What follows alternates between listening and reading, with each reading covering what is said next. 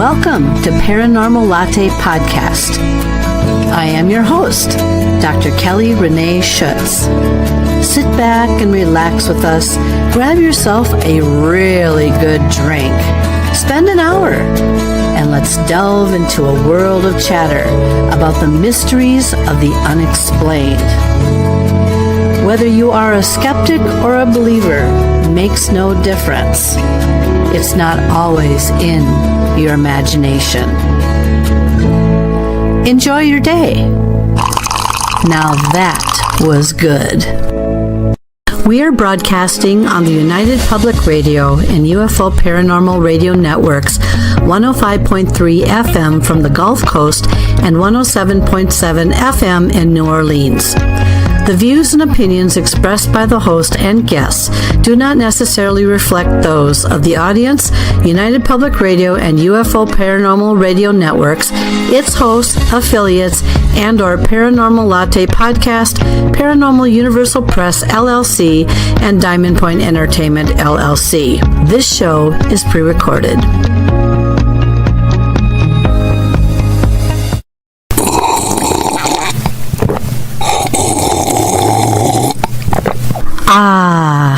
Now that was good. Good day, everyone, and thanks again for joining me for yet another episode of Paranormal Latte Podcast. My name is Dr. Kelly Renee Schutz. I am the host and the producer of this show. Well, raise your glass and take a few sips with me. We have quite an interesting journey that we're going to go on together. Cheryl Lynn Carter is our guest today, and we talked about a variety of things, but not just her abilities, but we also talked about Skinwalker Ranch and some of the things we know about that area. We've talked about her new book called Chosen, and that all involves UFO activity and stories. And she is quite a very good storyteller. She is a contributor and also a columnist for Paranormal Underground. So why don't we just sit back, relax, put your feet up, and please welcome Cheryl Lynn Carter.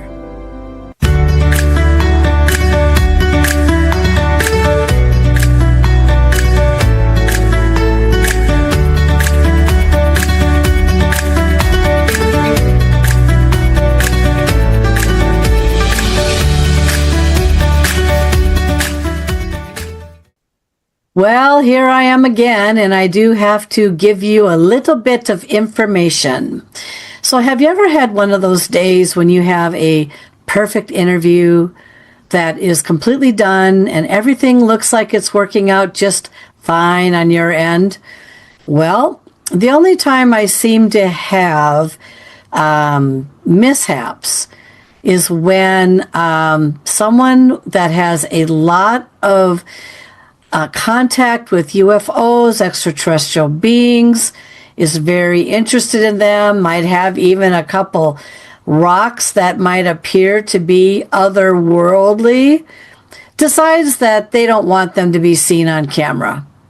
And I have interviewed Cheryl Lynn Carter in the past, and we had no problem, but since that time, she has also come out with a new book, and she has also explored a little bit more than usual, and I'm going to be putting her picture in her place. So again, please welcome the picture of, but my special guest, and she's heard just well, Cheryl Lynn Carter. Well, welcome to the show, Cheryl. Hi, welcome to be back. Wow, glad to have you back. My goodness, I think it's been a couple of years. I've interviewed Cheryl in the past, and I'm just really happy that she's with us again today. So, but most people probably don't remember, especially my followers, that they follow this very religiously, but so many people go by and they just don't always remember. So we're going to start out with you kind of telling people just a little bit about yourself, and then we're going to get into our foundation question, which is going back in time. So let's start with just you telling a little bit about yourself. I'm a psychic medium, a remote viewer, and I'm an explorer of all high strangeness. I was born in Illinois, and now I live in Michigan. Mm-hmm. I'm also a freelance journalist for Paranormal Underground magazine. I have my own column every month, The Carter Files, Mm-hmm. Mysteries of the Unknown. Mm-hmm. Yeah, and I love that too. I was on the cover of that, and I'm very grateful for them putting me on there. I was kind of shocked to get that honor, and that I was got a cover once too, yeah. yeah, I was going to say, I mean, very interesting though. And really, Cheryl, you do a really good job with your columns and your stories. And so sometime I'll have to have you back again and we'll talk about some of these stories that she has, but it's Paranormal Underground. So if you don't get a chance, look it up. I think you'll be really surprised by that. And a remote. I was thinking about getting all those stories together, making a book. I don't know. Oh no, I think you should. If you haven't already, I think I was thinking about doing that. Cheryl's an excellent writer, and you know what? Maybe that Cheryl is now your next book. Pull those stories together, clean it up a little bit, and boom, off it goes. All the work is already done, essentially. So, and how fascinating too. Plus, you're a remote viewer. Now, people have different skills in being a remote viewer. I have talked with individuals who can actually remote view people's bodies, to see what's going on in there. I've had people that say I do pretty good when it comes to buildings or things like that. What would you say would be your skill regarding remote viewing? And there's different ways to remote view. Like I was just born this way. That's how I do it. But there's the scientific way where they can just give you some numbers and say, okay, this is the location. And then you could zoom in on that. And I've never been really successful with that. I get a few hits, but I could just go somewhere. I used to be part of a group that we would look for missing people. Mm-hmm. That's what we did. Mm-hmm. Successful? Very successful, yes. And I could zoom into the location and we could see, we did a lot of missing children. Mm-hmm. Found a lot of missing children. Because Mm-hmm. you only have 48 hours when a child is missing to bring them back alive. So you have 48 hours. Mm-hmm. Yeah, and I could zoom into the last place where they were and I could see things that are around them. Oh, there's a McDonald's down on the corner. There's a blue house. All those things are important to the police, even though they're just little bits and pieces. Mm-hmm. And you just mentioned one very important factor here.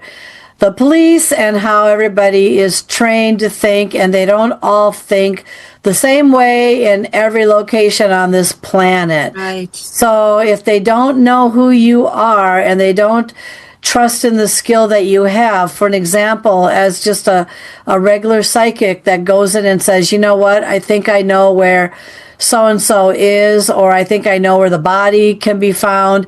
You got to be careful because in some places they will mark you as the suspect because right, if you know too much that you shouldn't know. Exactly. Yeah, but there are people I know too, and I've known them since I was 24, and I'm 64 now, so this is 40 years later, who also did, by the way, missing children, and she was well known, though, and so if she had any kind of inkling or whatever, they would consult with her or try to see if she had anything that they could work with. So, there are people that will be noted as credible, but others that'll be noted as suspicious. So you just have to be careful. Yeah, see, the leader of our group, we would give him information and then he would go to the police because, who am I? Yeah, yeah. I remember one time I was going to visit my sister in Illinois. Mm-hmm. And there was a woman in the nearby town missing. She says, where do you think she is? So I remote viewed and I said, well, she's dead. Well, they're looking for her. I said, no, she's dead. I said, I saw a man kill her. Well, where is she? And I said, and they give you little bits and pieces when they're trying to show you where they are. Mm-hmm. And you got to try to put it together. Mm-hmm.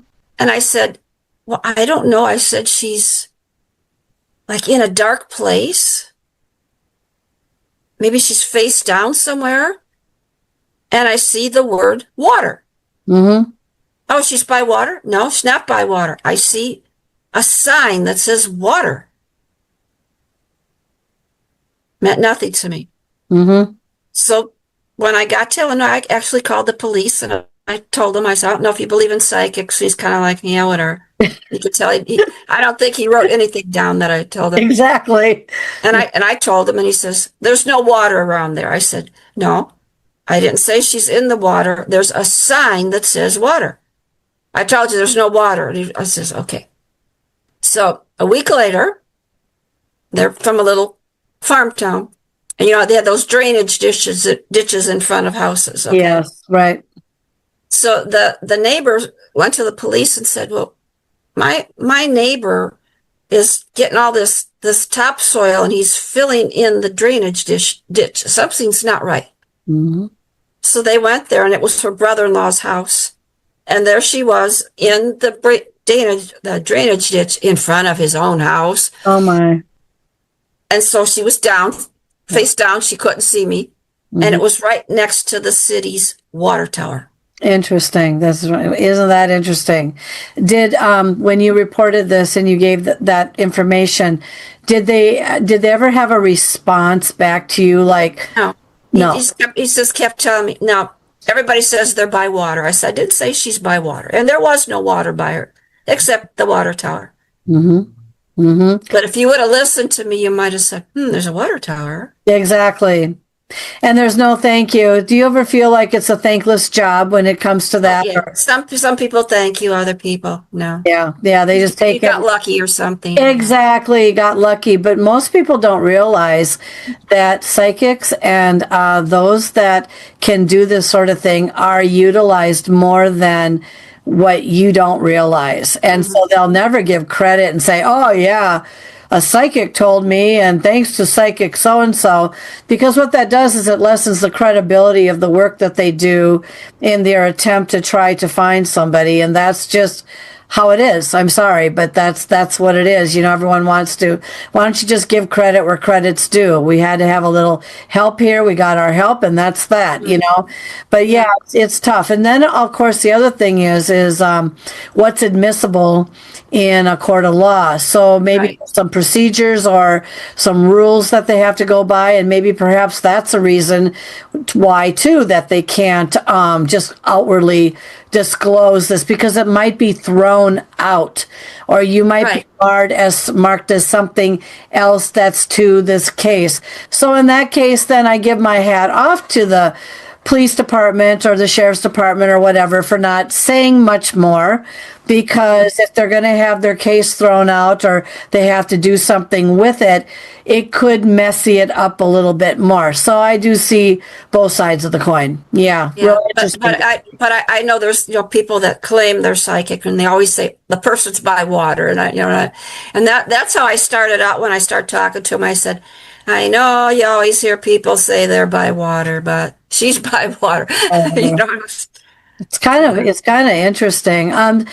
Now go back as far as you can remember, because obviously your gifts or skills or abilities started somewhere, or you had an encounter, or you came to learn of something. Let's go back and where did this all begin for you? First weird experience I had, I was 4 years old. Mm-hmm. And I was with Grandma over at my aunt's farm. And we were staying upstairs, and the room next to us had a bunch of trunks and old boxes and stuff. And so in the morning, everybody is downstairs, and I got up, and I'm going to go explore. So I went tiptoeing into the room, and the floorboards are creaking, and I go, oh, they're going to hear me. Mm-hmm. So I took my shoes off, and I'm tiptoeing. That's going to help. And I start opening boxes, and I go, there's hats, there's clothes, nothing exciting here. Mm-hmm. And then there was this big trunk with ornate hinges on it. Mm-hmm. And I said, well, that's interesting. And I walked over, and there was a little boy standing behind the trunk, and he was about as old as me. And I went over and I looked, and I could see through him. And why does my aunt... All I'm thinking is, why did my aunt have a little boy up here? It didn't dawn on me I could see through him, and that was weird. And I went closer, and he reached out his hand, and his hand was really cold, and I ran down the stairs, And I never told anybody. I didn't tell my aunt probably till 10 years ago that she had a little boy up in her attic. Hmm. Did she respond to that when you did eventually tell her? Did she say, "Yeah, I kept hearing noises," or I know," or did she No, she deny goes, I believe you. I mean, she actually believes in all this stuff, so then we start talking about all these things. Mm-hmm. But then after that, I'd be walking down the street with grandma, and we'd be going up to the street to the factory. We're going to go feed the goats up there. Mm-hmm. And I would start knowing things. I remember the funny one is I go, oh, there's Mr. Carr. Grandma said, there's Mr. Carr waving. I said, oh, and I'm thinking, he goes across the street to see that lady over there, and they're kissing. I'm this little kid, and I'm having these crazy visions like this. Mm-hmm. Yeah. So when you were seeing this, did you say you saw translucently, not solid formly? Oh, no, he was, yeah. Was he translucent or was he solid Yeah, form? no, absolutely. But I didn't even question that was weird when I was a little kid. Now, when you're a little kid, the way our brains develop and work, it's kind of interesting because some of us when we're young get thrown a lot of experiences or stimuli or things that are happening, and it almost feels like you're being rushed to get something developed. On other times, people are kind of aloof because they never had an experience or anything like that. And I know that when I was young at that age, there was no such thing as paranormal. We never talked about ghosts. It was only the angel or the devil, and Right, went right. to church and the whole 10 yards. And so when I had experiences in my grandparents' house and things just did not feel right in that house, anytime I would bring up that it's kind of spooky in here, I would always get the lecture of there's nothing in that house, and there's no this or that or whatever, but yet I could never seem to explain why. I just felt like I couldn't go there. Now, this was your grandmother's house, right? Where you saw the little boy? Is that where you saw So that was my aunt's house. your aunt's house? Okay. How often did you go over there, and was that the only occurrence? We would go up there every summer to visit. We'd take the bus up there. Mm-hmm. No, another time I was out in the yard riding the swing, and I'm hearing somebody calling my name, and there's nobody around. Mm. Mm. And did it sound like a child voice, a voice? No, it was a woman's voice. Really? Kind of like a doppelganger in a way, just somebody else I projecting. thought it was grandma. And Mm-hmm. I ran in the house. I says, what did you want? She says, I didn't call you. I said, I heard you. Oh. No. So I went back out, got on the swing, heard my name again.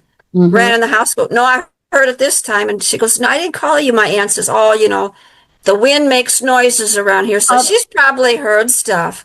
Yep.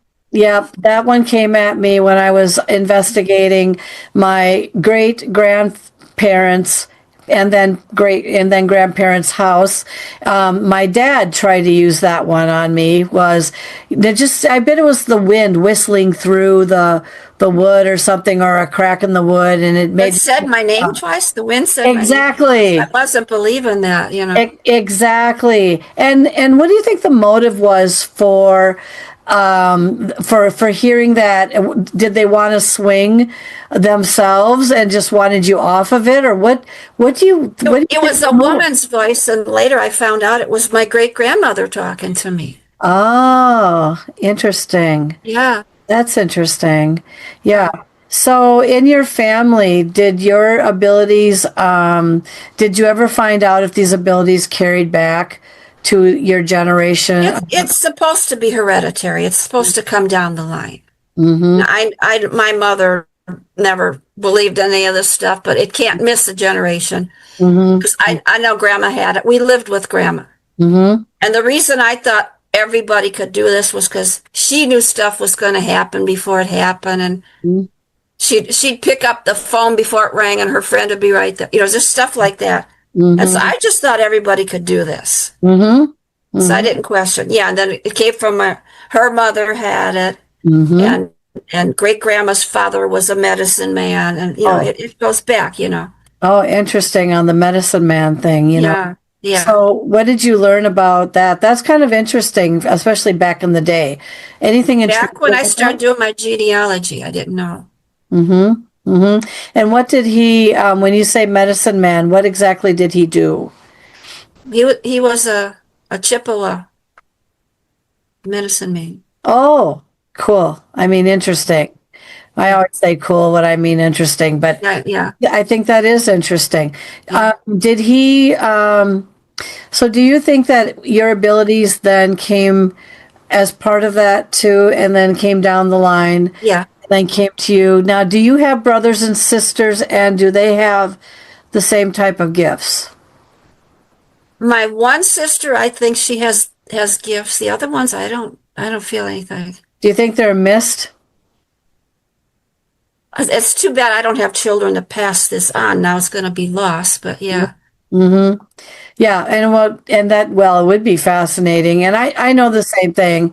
I mean, I come from a large family, and so some of them are very skeptical, and some of them have had what I would say term is experiences, and they believe, but they don't want to dabble in this too much because of religion type Yeah. aspects, but they know that there's something going on out there. And so, how were you received? Did you ever say anything in school? Did anyone ever criticize you? Did you learn to just be quiet? How were you received? See, that's when I found out in grade school that nobody else talked about this stuff. Mm-hmm. I didn't come out and say something, but I never heard anyone else talk about it. So I didn't talk about it. I said, I thought everybody was like this. They're Uh-huh. not. What's wrong with me? Yeah. And even when I went to high school, I finally met a girl at high school that she was talking about this. I said, oh, somebody else. Mm-hmm. So then we started talking. I said, okay, we're okay. We both could do this stuff. Mm-hmm. Interesting. And so, did she become your friend, like a good Yeah, friend then? yeah, yeah. And so I remember the one time she says, did you ever stand at the foot of your bed and watch yourself sleeping? And I Oh, said, "Well, no." and you're like, oh, I guess you got a different ability than I have.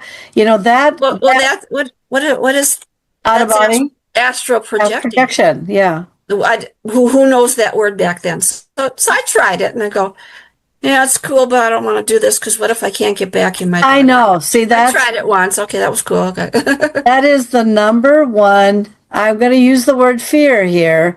Concern, worry for people when people are saying, "Here, try astral projection, out of body. Try to go out of your body."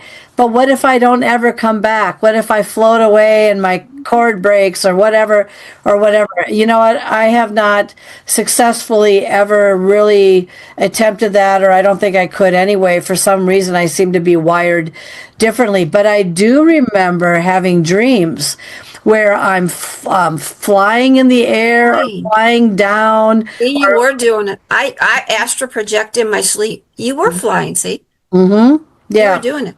And then when you're about ready to hit the ground, though, you're back to where you were. You woke up because Yeah. you weren't sure that you wanted to feel the impact. Yeah. So those types of things. But yeah, I had a number of dropping dreams, or flying Mhm. dreams, but I don't remember though in the dream anything specific to anything other than the fact that I was coming down and ready to hit the ground. That's the only thing that I remember, and that part scared me. I didn't want to feel it. How So about I'll just be really high and I see the ground above me and everything. And I go, what the heck are you doing? It can't be a dream when you have this happen a yeah. lot.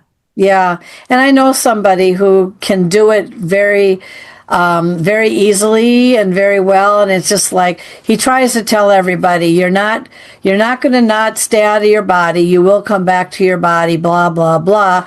But a lot of us have that fear. So Yeah. yeah. So Cheryl and I would rather just remote view, Yeah. So have you been, it's interesting because the only time I was successful at remote viewing was when I was in Las Vegas at a conference, and we had that as a experiment or something. And he held up the envelope, and I really to this day don't understand. And maybe you can help me understand this. These numbers that were, here's this envelope. There's something in it. We're going to put a number of blah blah blah on there. And it's like I never really understood what the numbers mean. I mean, I did, out of 200 people, I was the only one because I think I connected with their energy and somehow it lit me up. And Right. I was the only one who knew what was in the envelope, and I drew it out exactly. And I have that as proof in my book, by the way, everybody. I have what they showed, and I showed what I drew. But can you explain, or do you know what the heck these numbers mean? That's what I mean. That's like how the military use these numbers, and it just doesn't work for me. Yeah, I know. It doesn't I make don't know if it's got something to do with GPS coordinates. I don't know. right. But it's only six. They use six numbers. Right, exactly. We use 6 numbers. We always Yeah. have to write it on the top of our sheet. And then it was like, okay, go at it. Go at it. Take each number. Yes. Yeah, look at the first number. Draw what you see. Look at the second number. Yep. I Yeah. don't do it that way. No, I don't either. understand how the number things work. I'm the same way with you. I am just like, what? All I want, I could just, I would rather just look at the envelope and see if anything comes. A flash. What I get, I don't know if you get this. I get flashes. Do you get flashes? Oh yeah. And what kinds of things flash to you? Like when I get flashes really quick, like for example, let's say I'm anticipating going, or maybe not anticipating going to a casino, all right? Because I seem to be very lucky when it comes to winning money. I will get a flash, but if it's a buffalo, for example, and anybody out there who gambles knows that there's a zillion buffalo machines, you're like, well, can you be a little bit more specific? Yeah. Which one is it? But those or colors. I get colors. I predicted for the 4th time in a row now, I've predicted the winner of the Kentucky Derby based on a color flash that came into my head. And yeah, that's how I get it. What do you get? Yeah, stuff like that, or I says like when spirits are talking to me, sometimes you see flashes, sometimes they'll show you like a little video. Yeah. Everybody's different. Some people give you words. I hate the words. That does nothing. I like the flashes though, where you can see different stuff. Oh yeah. There was a time when I was years ago when you talked about the video. I had scenes swirling around in my head so fast I couldn't understand why it's just like and I thought, what is going on here? Why am I seeing all these things go around and what's the point or what's the purpose? I really couldn't tell you what the purpose was. I just know that I felt like, stop it, hold on. Do you ever get that where things are just going around really, really fast? That's why when something's weird, I write it down. I said maybe it'll come to me later, or maybe I'll get more later. I just write it down. Yeah. Sometimes I never figure it out, but I just write it down. Yeah, it's kind of fascinating. So Cheryl and I met a couple years ago at a conference in Utah called Phenomenon, and we were both invited media to actually be able to go in and interview a very selective group of people, by the way, to go in and interview the Skinwalker Ranch guys. And I think you've written a book or a couple, I can't remember how many you wrote on Skinwalker Ranch, but I thought might talk a little bit about some of the things that you've learned or heard of or researched or had come to you that you're able to talk about regarding that experience or those experiences. Well, we're still going to talk about remote viewing. When I was digging into Skinwalker Ranch, the person I was writing with says, here, this remote viewer, let's put this in the book. And I'm reading it, and you could tell this person was making it all up because they go, oh, native land, blah, blah. Of course it's native land, we know that. Yeah.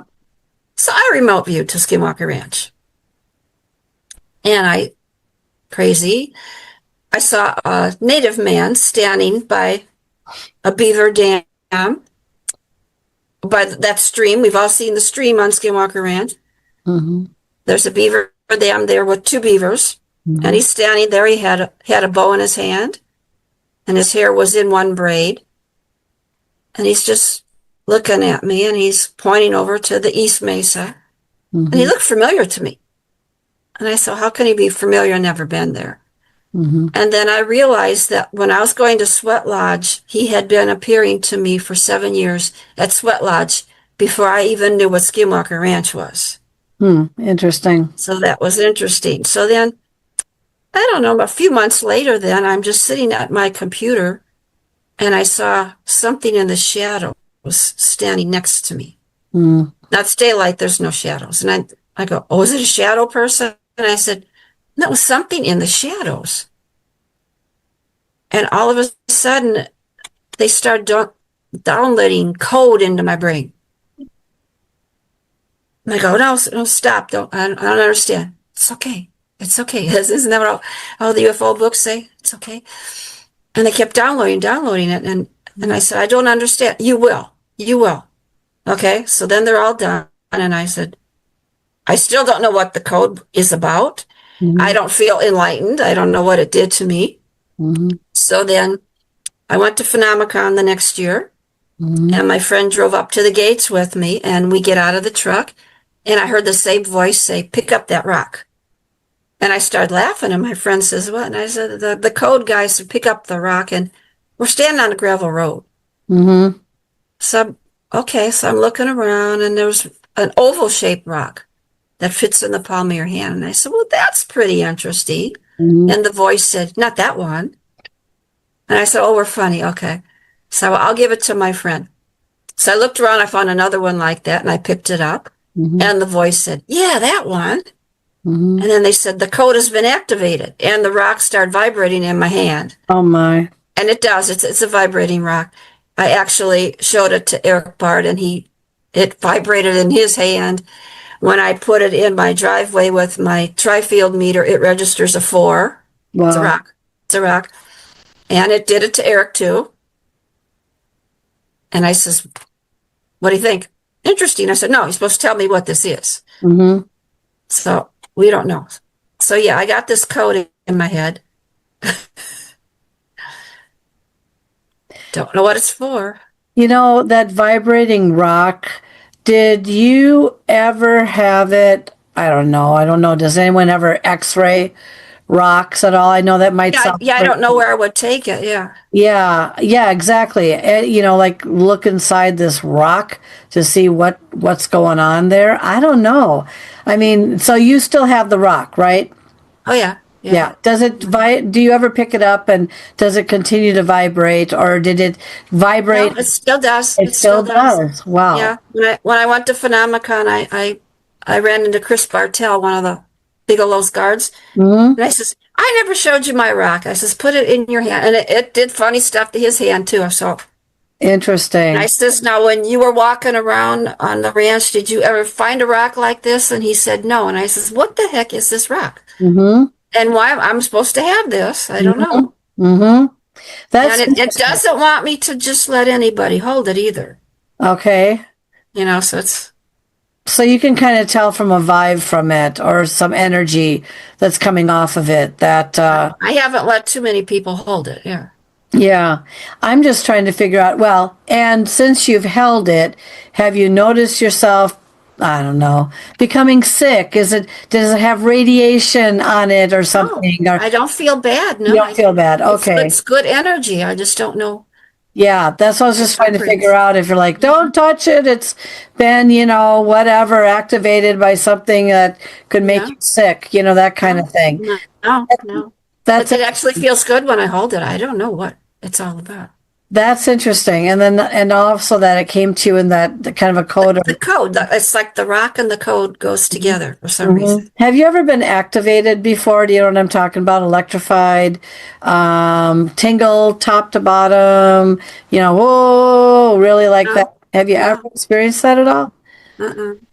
Because I know that's a specific feeling I get when I'm visited by something that I can't explain. And sometimes half of my brain will literally tingle and electrify and all that, and it'll be really bizarre feeling. And then sometimes when I'm in certain places, if I touch certain like tombstones or whatever, I will feel just a surge of energy, literally. Oh yeah, I know. Up and down. Have you ever had the energy surges yet at all? Have you had that? Oh yeah, a lot. Yeah. And are you around something that seems to trigger that? I think just you just get different feelings from different objects because everything has energy to it. Yeah, especially if anyone hasn't been out to Utah, make a trip out there. My husband and I, when we were out there on that same trip, we went to this dinosaur. I mean, this is, I think, is in Colorado. It's just over the border. That's all it is. Like one, right, boom, over the border. There it is.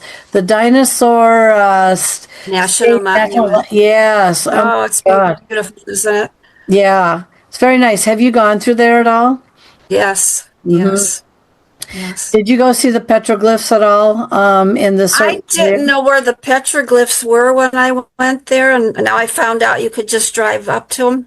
I thought you had to hike. I thought you had to hike to them, and I didn't want to hike by myself. No, you do have to hike. But what was interesting that I learned, so I stayed down on, I'll call it flat ground with the vehicle. And I said to my husband, I'm not walking all the way up to that mountain to see these petroglyphs. What if something happens to either of us? Well, something could have happened to him. What if there could have been a rattlesnake or something on the path that he was walking up towards? Well, nothing happened to him, thank God. But what I did learn and find out, and we were out there by ourselves, except there was one other person out there as well who came down from that mountain, and I wasn't feeling very threatened or anything. So my husband goes all the way up. He had to go on this path, and I said, just be careful. God, I don't know what to do if something happens or you get bit by a rattlesnake or a scorpion or whatever is out here. Well, he made it up there okay, and he didn't have any incident. But what he did tell me was that when the guy came down, we were just softly talking to each other. Very soft, just like that, softly.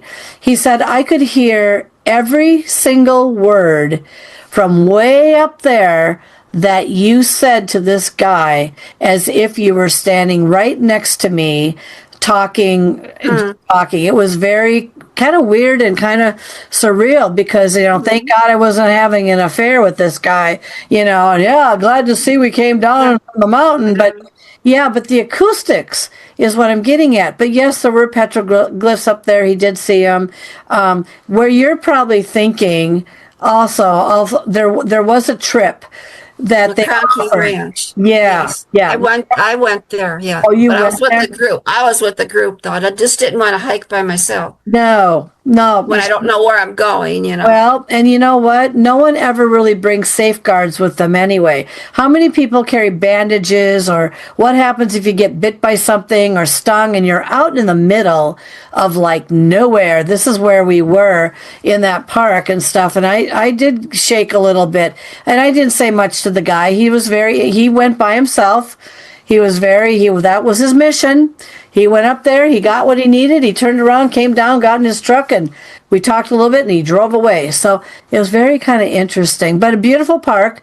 And the light, the sunshine, beats down on this stuff all day long. So it's hot, and it's energizing things, and you just never know really what you're going to get into. So did you go into that museum and see the wall of all the bones? Yes, I had pictures taken, and wow, that was amazing. That was a whole very cliff of bones. Yes, and a whole wall of bones from I guess that you would call them what, dinosaurs or what? Obviously, but that's what I'm saying. Different. I can't remember if it was different types of dinosaurs or one particular species. No, there were different ones. Yeah. Yeah. Yep. It's just like what happened that they're all died in that spot. Oh, yeah. No, that's right. Exactly. Where things are being found, right? That is worth your time. And not only that, oh, it was so nice and air conditioned in there. When we were there, it's like, oh, then you got on the little tour. There's a little tour bus that you could, or a shuttle you can get on, and they'll take you around a certain, path of the park.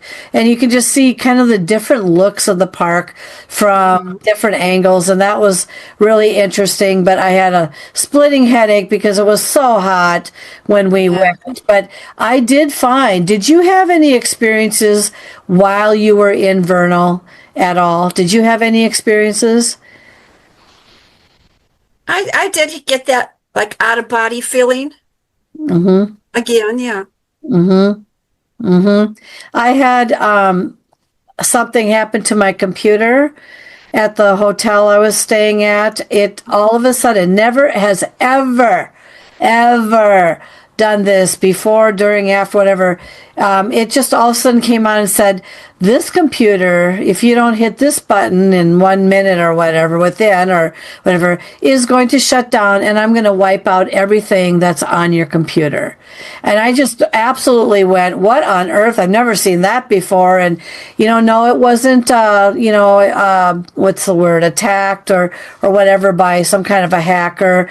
It really, and then we went to a Walgreens there, and the woman was talking about how late at night, when nobody was coming into the store, the doors would just naturally open and close as if somebody was walking into the store. And she also said there were some that also something to do with the windows.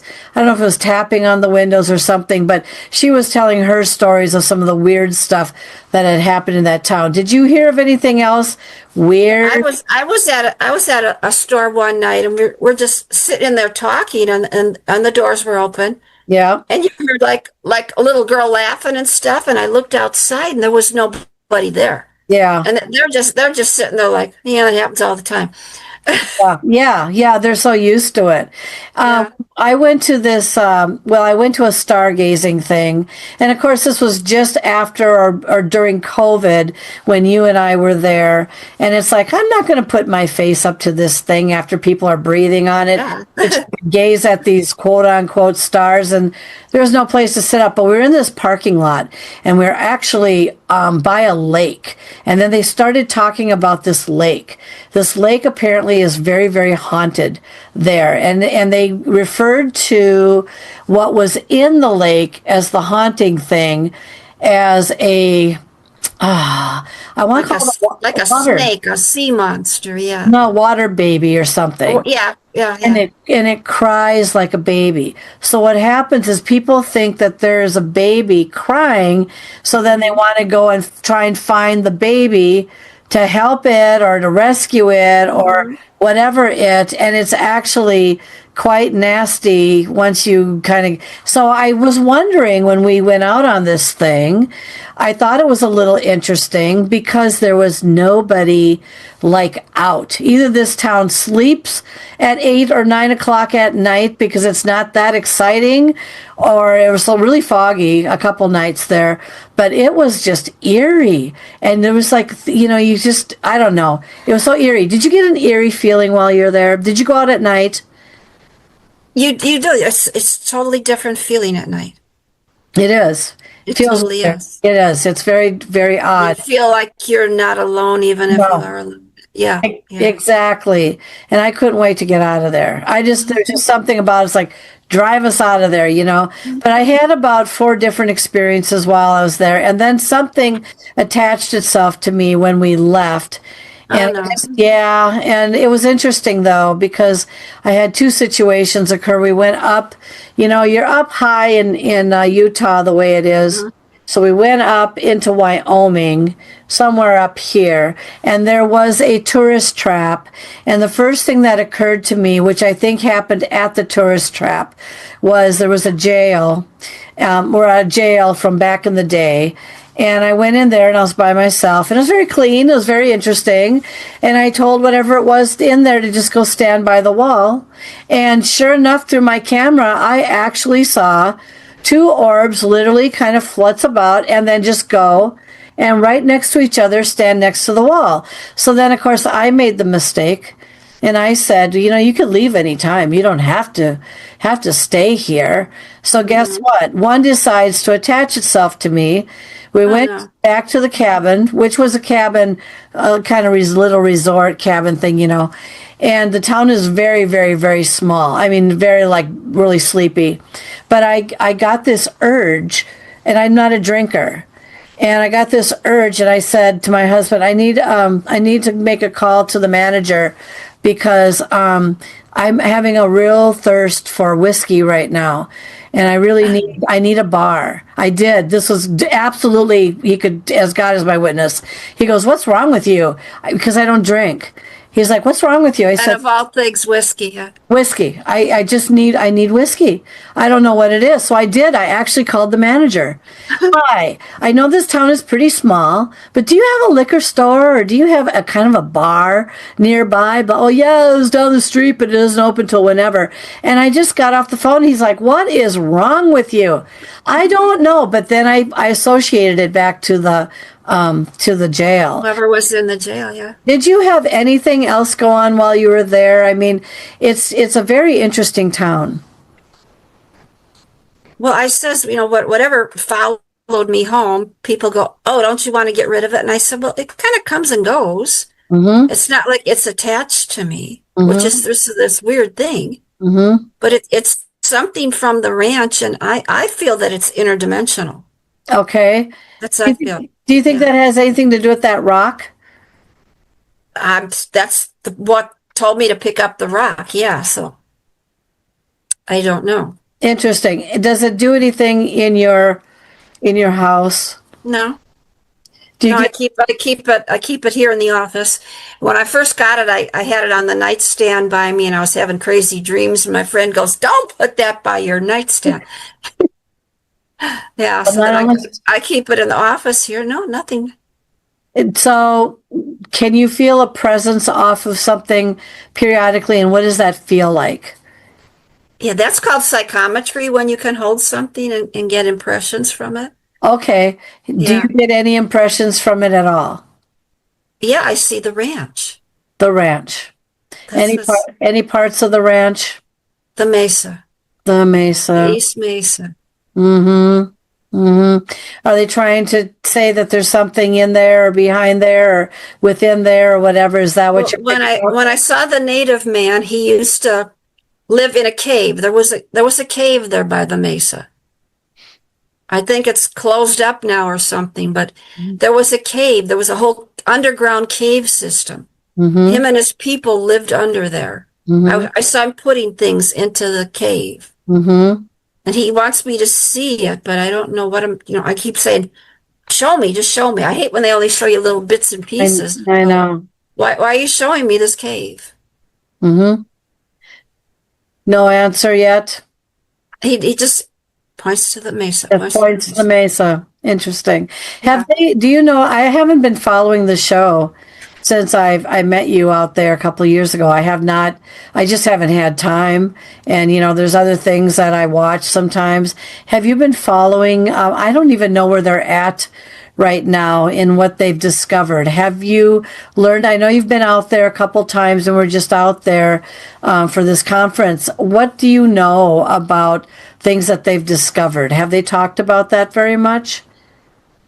They keep trying to drill into the mesa. Yeah. So I don't know why they're trying to do that. And they keep saying there's no cave system. And I know there was. I know. Mm-hmm.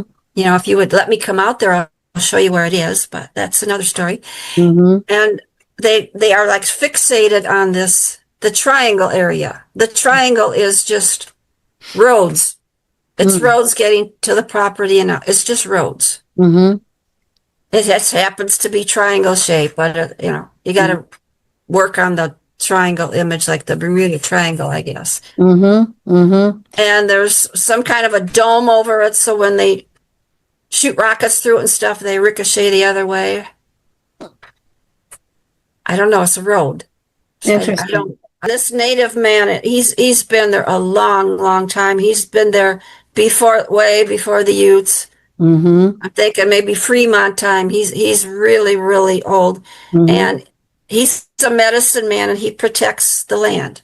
Right. That's one. I'm glad you brought that up because there's something that people do not realize, and it goes back to these gentlemen that I'm talking about who accidentally said something they shouldn't have said, gave the plot away, basically. They do protect the land, not these guys. They do. And if you get too close, I'm not going to mention what they go and try to discover and all that sort of thing, but if you get too close to certain areas of this land, all schmutz breaks loose and you can get yourself killed, they said. They will protect this land. So that's for those that want to run out and do a lot of exploring and stuff like that. Understand that it's not as simplistic as you think it is. There's actually quite some danger to this, especially in parts where we're talking about. And so, and I know that people have packed up and said, I'm heading out there. I want to see what's out there. I'm going to take a chance. Well, you know what? Yeah, it's not a game. It's not. One of them never came back. That I know. It's not a game. It's No. not. Yeah. So it's very fascinating. But also this energy seems to project itself in, I can't remember how I discovered this. It's like 100-mile radius. I mean, so it's not just there. It Right. goes through Right. a long way, this whole area up there in Utah and stuff. And so it's whatever it is that's causing or creating this energy, it's very it's interesting, but it's also kind of bizarre too, Because if you're driving down Highway 40 going to Vernal, Yeah. I only drove through there at night one time. Oh God. The oil tanker's coming so fast, it's scary on the 2-lane highway. But, Oh, yeah. but And I heard talk about that there was 2 deputies from 2 different counties, and they kind of patrol, and then they pass each other. And one night, one of the deputies was driving, and all of a sudden, this silver craft was hovering on the road in front of him. And then it took off, and then he starts getting a hold of the other deputy. He says, "You're not going to believe what I just saw." And he said, "Yes, I would. It's in front of me now." oh my God. And I didn't know that section was called UFO Highway. I didn't either. And I'm glad. I don't ever want to drive there at night. I haven't encountered anything in the daytime, but no, I won't drive there at night after I find that out. Did they ever say that when the thing was in front of them, did you ever find out if it ever did anything or just wanted to make itself known? Make itself known, yeah. Interesting. Yeah, speaking of, you have a book that you have written. It's been out. Hold up your book. It's called Contact, I think, right? No. Nope. Look, Where am I? I know. Mine does the same thing. There you go. Chosen. Chosen. Not Contact, Chosen. And I want you to tell us a little bit about what inspired you to write that book and some of the interesting tidbits in there. And of course, you can find this on Amazon. So, Cheryl, what would you like to say? What inspired you to write that book? Well, you always hear stories about where people have been in contact with something or they got abducted, and then you just think, and they all lived happily ever after. Well, they don't. Don't. Mm-mm. Because once this happens to you, you are never the same person. Mm-hmm. Never. And so I wanted to dig in and I got 10 stories in there, 10 different cases. Mm-hmm. And I wanted to hear the story and then go on what happened to these people after these things happened to them. Mm-hmm. And it's really interesting Mm-hmm. how it affected their lives. Like one of the stories that a lot of people have heard of was the aerial school encounter, which is in Zimbabwe. Mm-hmm. And the children were outside at this grade school at recess time. And in the little lot next to them, you're in the jungle, middle of nowhere, Mm-hmm. this silver craft landed. Mm-hmm. And these 3 little creatures came out. what do you think? And they're running into school to try to tell the teachers who are at a meeting, and they go, no, get out of here. You're just trying to get stuff out of the snack shop when nobody's looking. Mm-hmm. And they start talking to the children. One of them floated into the yard, and they start showing the one little girl visions in her head. Huh. And she saw the world was all burned up. Everything was dead. This is what, children were seeing. And some of the little boys that just lived there forever, they thought it was this creature that came in the middle of the night and stole your soul. Mm-hmm. And so they went back in, and they're trying to tell the headmaster what's going on. And, you children making stuff up. Well, most of them didn't even know what a flying saucer was. Mm-hmm. And so he was kind of concerned. Well, there was a woman that was a MUFON investigator, and she found out about it. And she says, I want to come talk to the children. Mm-hmm.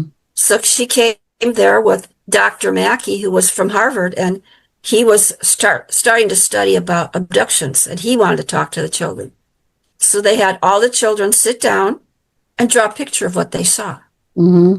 And everybody's picture was pretty much the same. And yeah, I got pictures in the book. It's terrible. And then a lot of them went home, and their mother and father didn't believe them. Mm-hmm. Some did, and they pulled their children out of school. Hmm.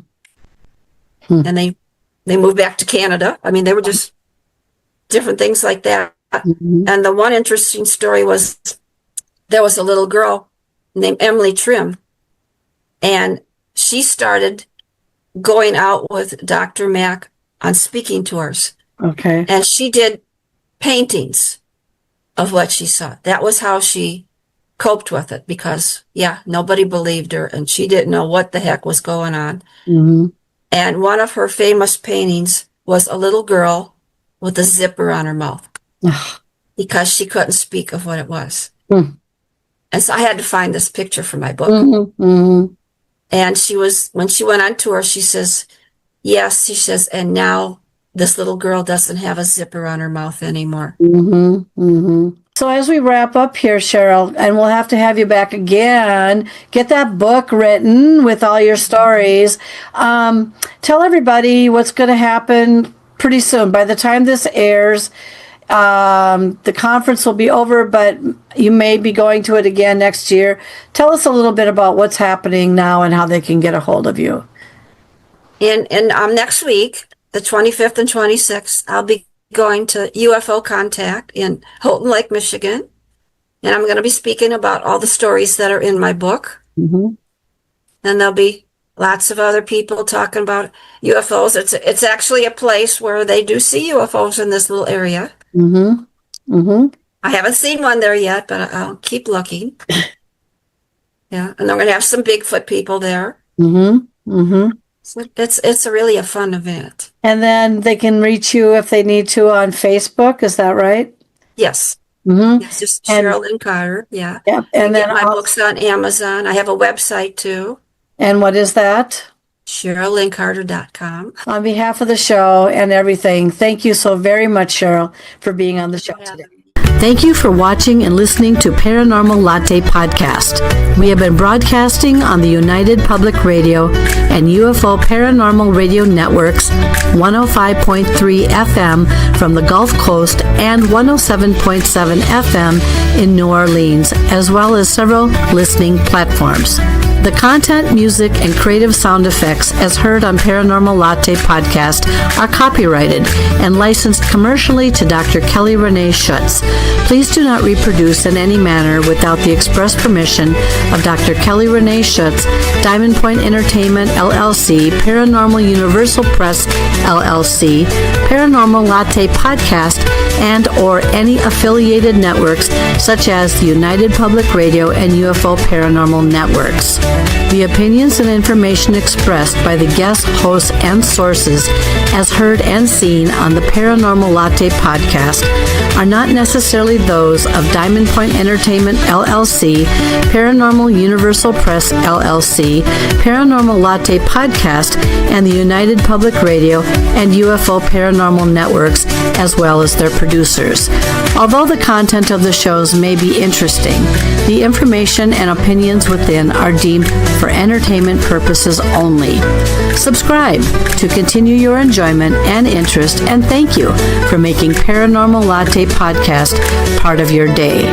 Now that was good.